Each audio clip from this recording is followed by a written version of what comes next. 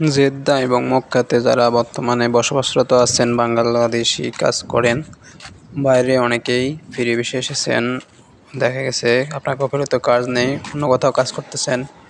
এখন হজের মৌসুম চলে আসছে, এই সময় কিন্তু প্রচুর চেক চলে, তো সবাই সাবধানে থাকবেন অবশ্যই। কেননা পুলিশ ধরতে পারলেই কিন্তু এই সময়ে এসে কিন্তু অনেক লোক ইকামা মেয়াদ থাকা সত্ত্বেও দেশে পাঠিয়ে দেয়। তো সবাই যারা বাইরে কাজ করেন, ইকামা এক্সপায়ার হোক অথবা ইকামা আছে, সাবধানে কাজ করবেন।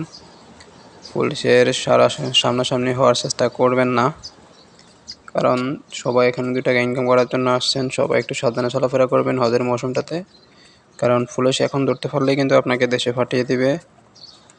যাদের ইকামার মেয়াদ নেই তারা একেবারেই সাবধানে থাকবেন, আর সর্বদাই চোখ কান খোলা রেখে রাস্তাঘাটে চলাফেরা করবেন। এ পর্যন্ত ভিডিওটি দেখার জন্য অসংখ্য ধন্যবাদ। সবাই ভালো থাকবেন।